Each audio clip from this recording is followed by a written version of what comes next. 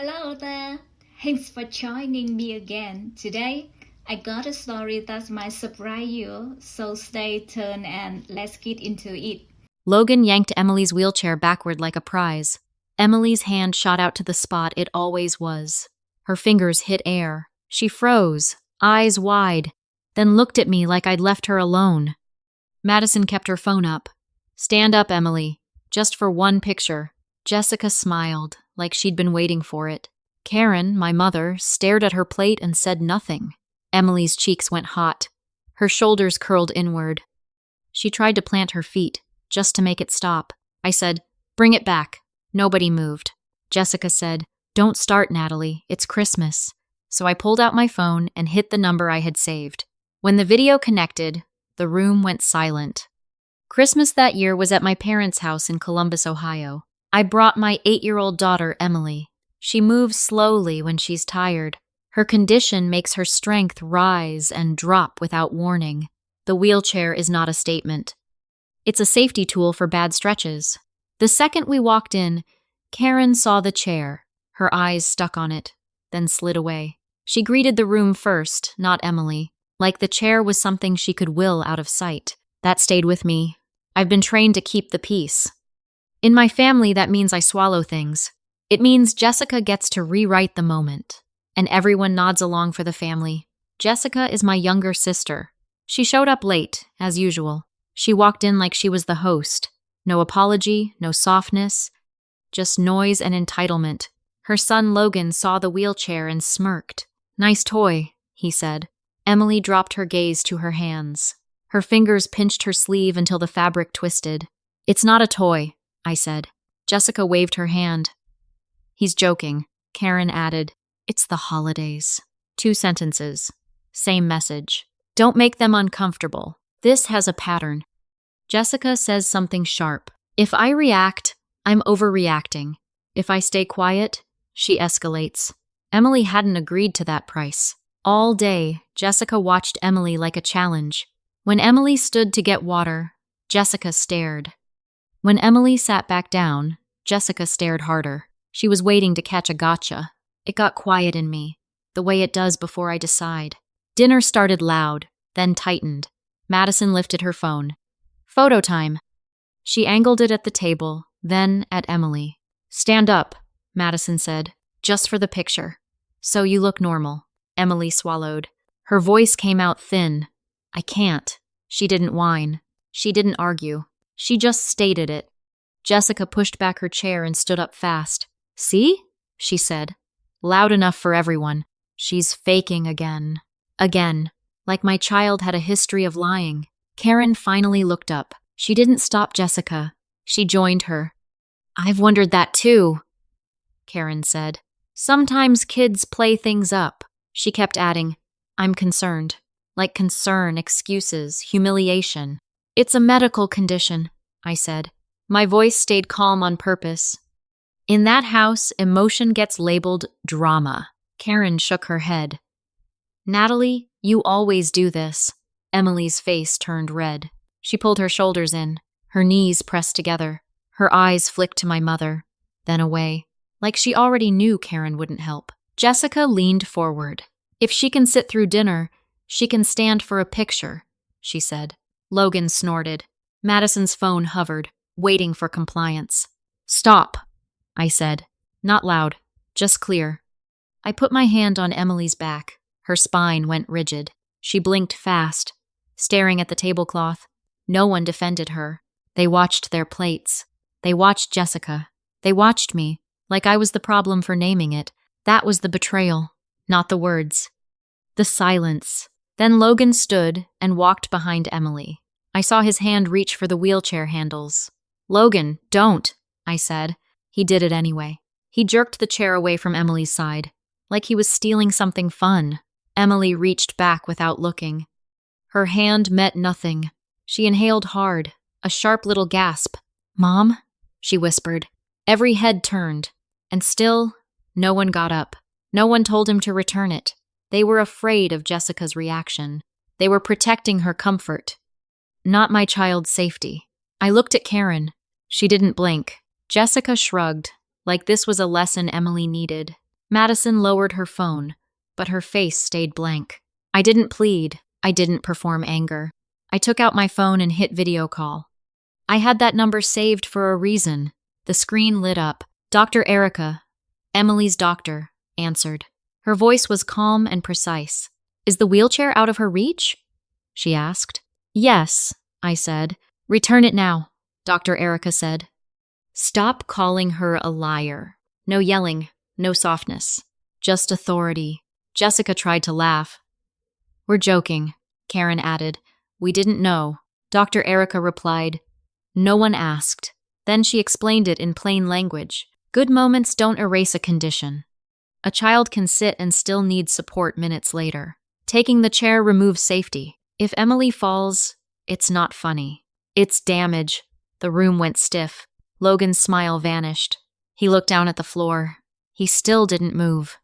Bring it back, Dr. Erica said, and apologize to Emily. Directly. She let the silence sit. I stood up. I walked to the chair and pulled it back myself. I set it beside Emily and locked the wheels. Emily grabbed the armrest with both hands. Her shoulders dropped a fraction.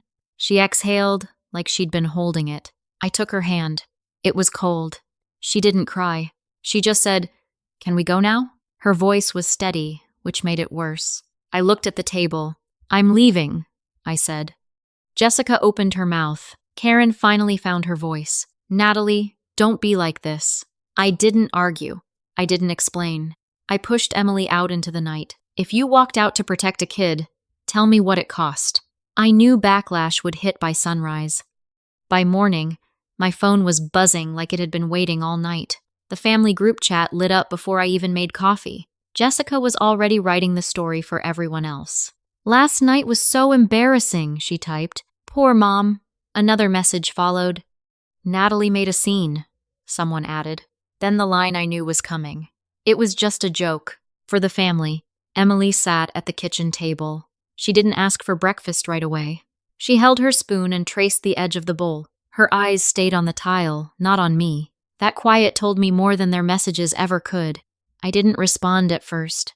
I read every line. I watched how fast they turned my child into an inconvenience again, and I watched how easily they erased the wheelchair being taken. That part was missing. That wasn't an accident. Jessica wrote, You humiliated Logan. She wrote, He's a kid. She wrote, You made Emily think she's fragile. Then Karen chimed in, I only worry about her future. My mother typed, People will treat her differently if you keep this up. That was the danger, not the chair, not even the dinner table. It was the idea that my daughter's dignity was optional, that her safety was negotiable, and that I was supposed to smile through it. Emily finally looked up and asked, Am I in trouble? Her voice was careful, like she was testing the air. My chest went tight. No, I said. None of this is your fault. She nodded once, but she didn't relax. She went back to tracing the bowl. I thought about answering the group chat with facts. I could have typed, Logan took her chair. I could have typed, You called her a liar. I could have pasted Dr. Erica's words, but I knew how it would go. They would call me dramatic. They would call the doctor rude. They would say I was turning family against family. It would spiral, and Emily would hear every ding. So I did something they hate. I made it simple. I wrote, Do not call what happened a joke. I wrote, Do not ask Emily to prove anything.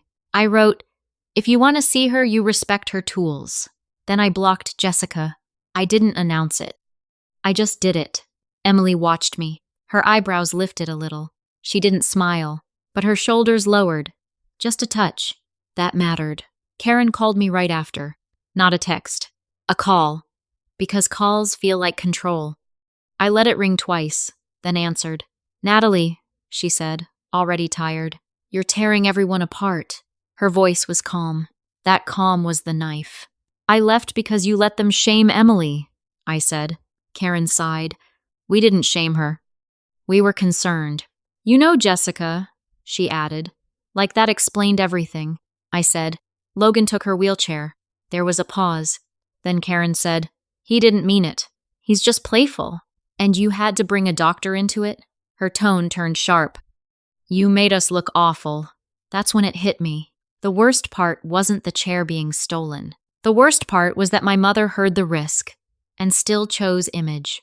She didn't defend Emily. She defended the family's reputation. Karen said, "For her own good, she needs to toughen up." I stared at the wall while she spoke. I could hear Emily in the next room, humming softly to herself. It was a thin sound, like she was holding herself together with noise. "Mom," I said, "you don't get to toughen her up." Karen snapped. "Don't talk to me like I'm the enemy." I didn't raise my voice. "I'm not calling you names," I said. "I'm telling you what I won't allow. If you've ever set a boundary and been punished for it, tell me you're still watching."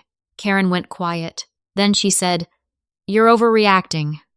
She said it the way she used to say it when I was a teenager, like it was a diagnosis, like it ended the conversation.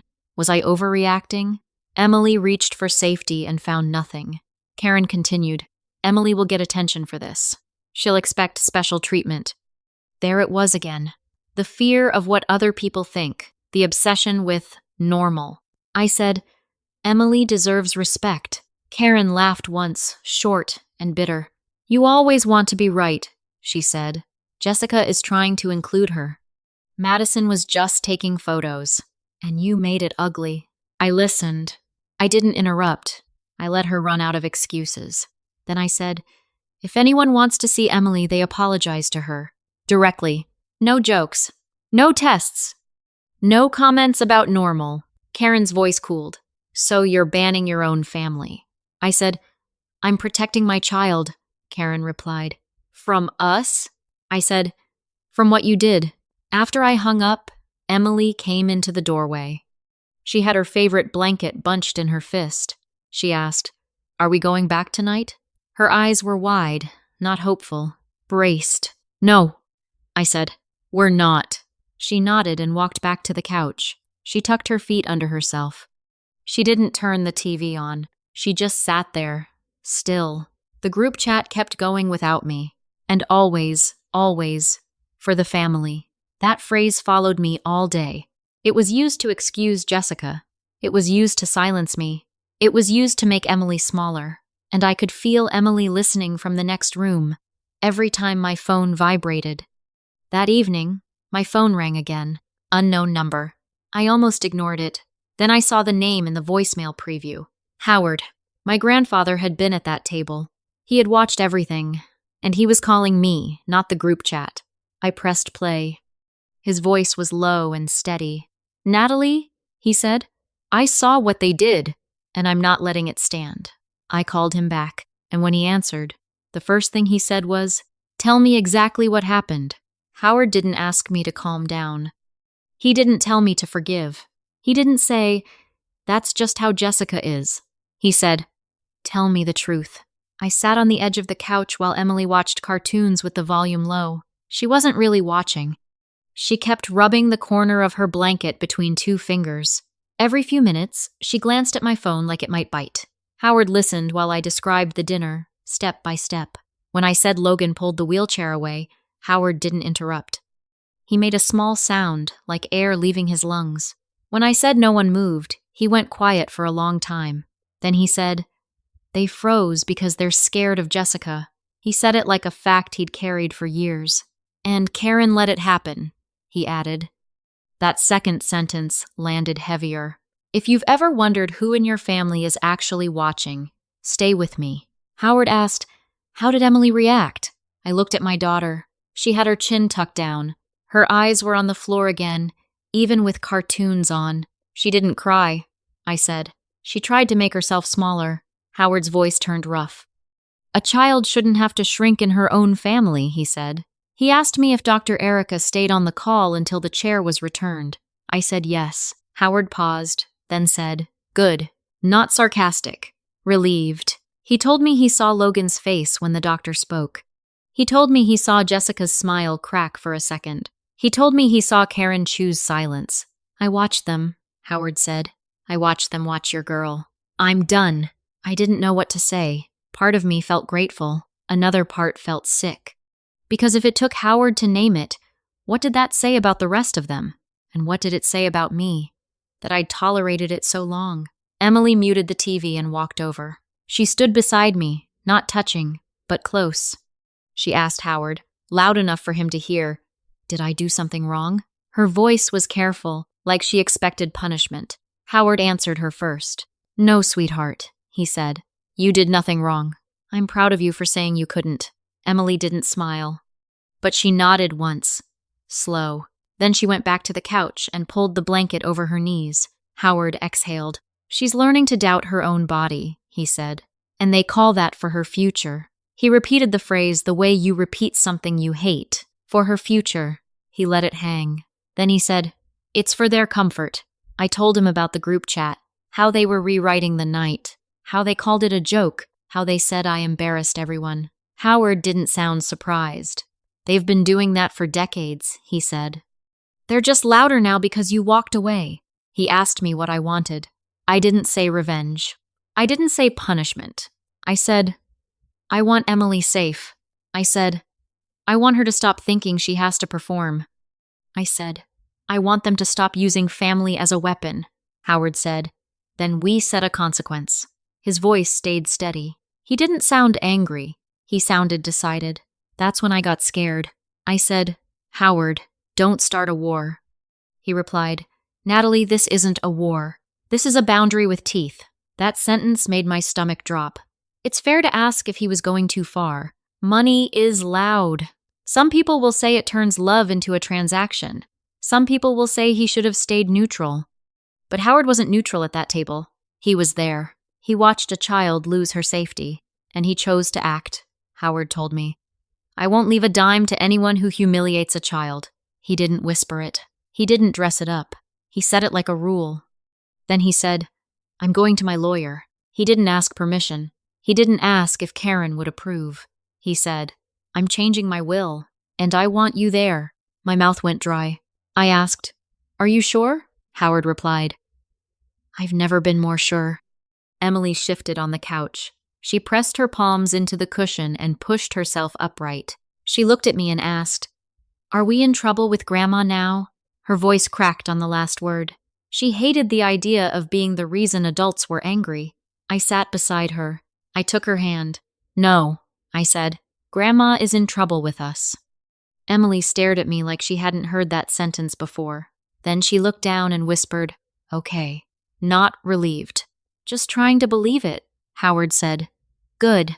Then he added, They'll call you ungrateful. They'll say you manipulated me. They'll say it's cruel. He paused. And they'll still say for the family. I felt the weight of that. Because he was right. The story would become about money, not Emily. And the people who stayed silent at the table would suddenly find their voices. That wasn't the worst part. The worst part was how predictable it was. Howard gave me the time and place for the lawyer's office. He kept it simple. Then he said, Natalie, don't bend. Not 1 inch. He didn't say, be nice. He didn't say, call your mother. He said, protect your girl. If you've been told to bend your whole life, tell me if you're done. When the call ended, I stared at the blank screen. Emily leaned her head against my shoulder for 3 seconds. Then she pulled away, like she caught herself needing me. She turned the TV back up, but she didn't watch. That night I laid her wheelchair beside the bed, within her reach. She looked at it before she fell asleep. Her fingers brushed the wheel, just once. Like she was checking it was real, and I knew the next day would not be quiet. The lawyer's office smelled like paper and old coffee. Howard walked in like he'd done it 100 times. Maybe he had. He didn't look at me for approval. He looked straight ahead. Emily stayed with me, quiet. She sat in her wheelchair, hands folded tight. Her foot tapped once, then stopped. She watched the door like someone might burst in and take something again. Howard's lawyer greeted us and led us into a small room. No drama. No speeches. Just folders and signatures. Howard spoke first. I want a trust for Emily, he said. Natalie will manage it. He didn't glance at me when he said my name. He said it like it was obvious. The lawyer asked if Howard understood the change. Howard said, I understand it perfectly.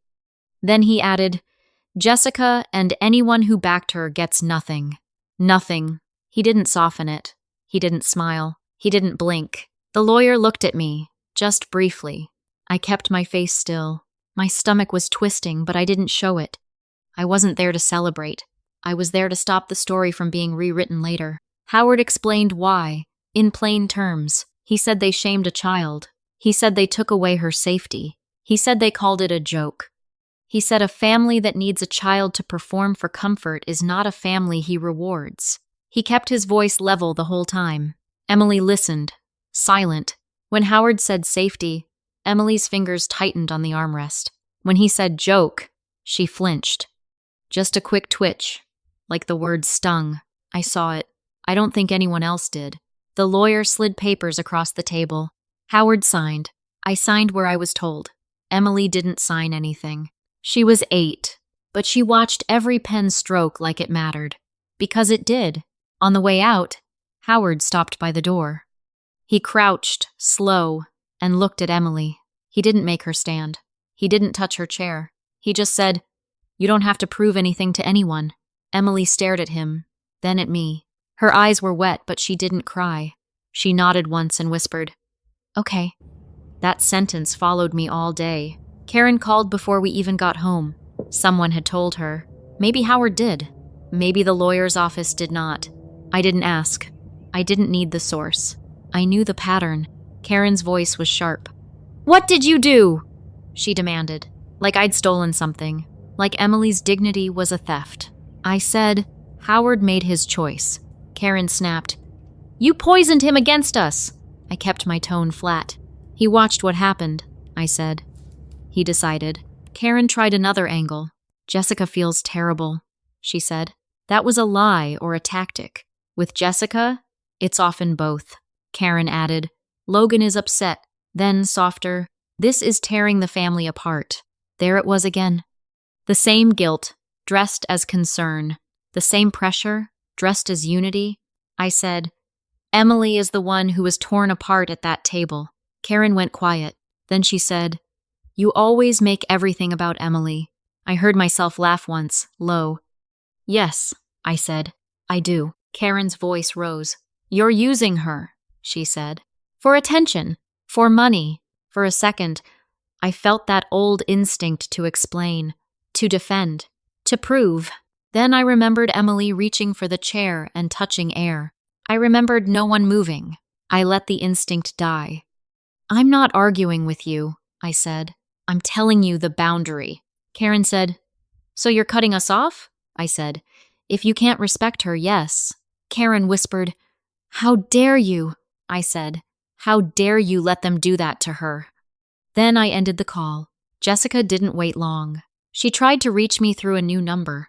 I recognized her style before I even heard her voice. "Nat," she said, too sweet. "We didn't know. We were just messing around." "For her own good," she added, like she was reading from a script. I said, "You called her a liar." Jessica scoffed. "You're obsessed," she said.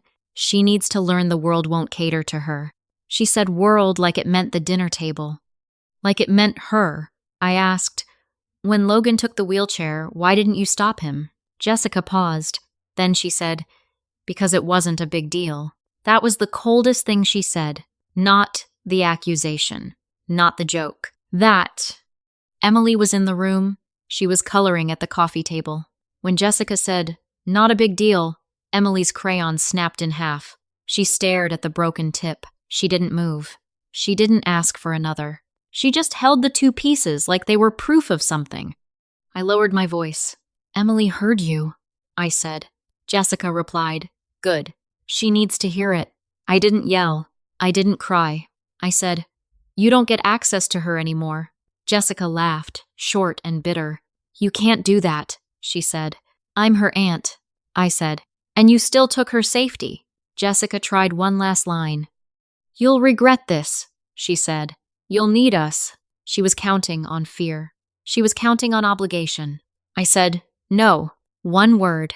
Then I hung up. After that, the messages came from different numbers. Different relatives. Same language. "How could you do this to your mother? Howard is old. He doesn't understand. Fix it." Always. For the family. I didn't answer. I blocked. I muted. I kept my home quiet. Emily asked me, that night, "Are they mad because of me?" She asked it without looking up. Her pencil hovered over the page. I said, "They're mad because they can't control us."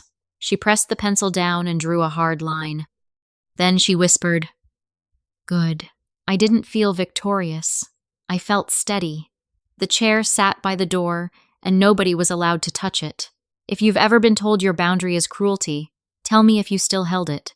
A year passed. Not the kind that heals everything. The kind that clarifies. Howard died 1 year after that Christmas. The call came in the morning. I sat at the kitchen table, phone in my hand, staring at nothing. Emily was eating cereal. She looked up and knew something had changed. She asked, "Is it Grandma?" I said, "It's Howard." Her spoon stopped midair. She didn't cry right away. She blinked, slow, like she was trying to place him in her mind. Then she said, "He was nice to my chair." That was her grief. Specific, honest. I held her hand until her fingers warmed again. The trust Howard set up did what he said it would do. It gave Emily stable care. It gave her better equipment when she needed it. It gave us consistency. And it gave us one thing I didn't expect. Silence. The kind that comes when people can't bargain anymore. I didn't tell Emily about the money in grown-up terms. I told her the truth she could use. "Howard made sure you get what you need," I said. She asked, "Even if they're mad?" I said, "Even if they're mad." She nodded, then went back to her cereal. Her jaw worked like she was chewing on more than food. The first time we used the trust for her care, I watched Emily's face. No shame. No pleading. No begging anyone to believe her. Just a quiet, practical question. "Is this okay to use?" she asked. I said yes. She let her shoulders drop. She looked younger in that moment. That stayed with me. And the phrase, "for the family," kept echoing. They used it to excuse the photo. They used it to excuse the accusation. They used it to excuse stealing the chair. Now it was gone from my house. No one said it here. No one needed it here. In the weeks after Howard died, Emily kept checking the spot beside her bed before she slept. She'd reach down and touch the wheel, then pull her hand back fast, like she was making sure it couldn't disappear. One night she whispered, "Promise?" I said, "I promise. Not ever again, Emily. If you've ever lost the one person who finally believed you, leave a comment. I want to know how you kept going. The family didn't show up for us. Not with meals, not with calls to check on Emily. What came were messages about money. They didn't say, 'I'm sorry.' They said, 'This isn't fair.' They said, 'Howard was manipulated.' They said, 'You took advantage.' Karen wrote, 'Your grandfather would be ashamed.' I read it twice, then I deleted it. No reply, no defense. I was done being dragged into their script.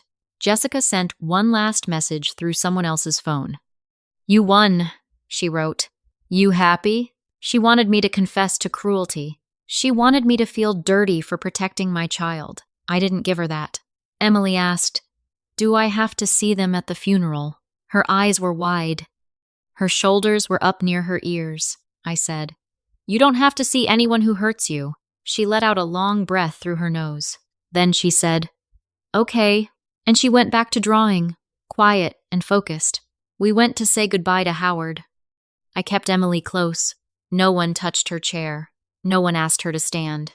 No one joked. They watched us from a distance. Their faces were tight. They knew the consequence now. Afterward, Karen tried to corner me. She didn't yell. She used that soft voice again. "Natalie," she said, "we should talk." I looked at her. I saw the woman who watched my child reach for air. I said, "There's nothing to talk about." Karen's mouth opened, then closed. She didn't chase me. She didn't apologize either. She just watched me leave, like she was waiting for me to come back on my own. I didn't. Emily's good days became easier to live inside. Not perfect, not constant, but calmer. With steady care, she had fewer crashes that scared her. She started trusting her body again. Little by little, she stopped bracing for jokes. One afternoon, months later, she walked from the couch to the kitchen without looking at anyone for permission. She didn't announce it. She didn't check faces. She just did it. Then she sat down when she needed to. No apology. "Another day," she asked. "Can we put the wheelchair in the car?" Not because she was ashamed, because she was planning ahead, because she expected safety, not judgment. I said, "Of course." She nodded and went back to her book. Sometimes she still remembered the table. It showed up in small ways. A sudden quiet when my phone buzzed, her hands tensing when someone laughed too loud. One time she said, "Mom, do you think they still think I'm lying? I didn't sugarcoat it." I said, "Some of them might, but they don't get a vote." That line became our rule. No one gets a vote on her body. No one gets a vote on her tools. No one gets a vote on her dignity. People will argue about Howard's choice. Some will say it was extreme. Some will say money shouldn't be used to teach lessons. Some will say family should forgive. I'm not here to settle that. I'm here to tell you what changed. Jessica stopped showing up in my life. Not because she understood. Because she couldn't reach me. Karen stopped calling too.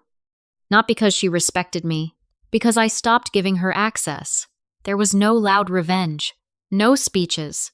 No victory laps. Just a clean end to control. On the next Christmas, Emily rolled her chair to the window and watched snow fall. She rested her forehead against the glass for a second. Then she turned to me and said, "Can we stay home?" I said, "We are home." I locked the door. I left the wheelchair right where she could reach it. And I didn't explain our absence to anyone.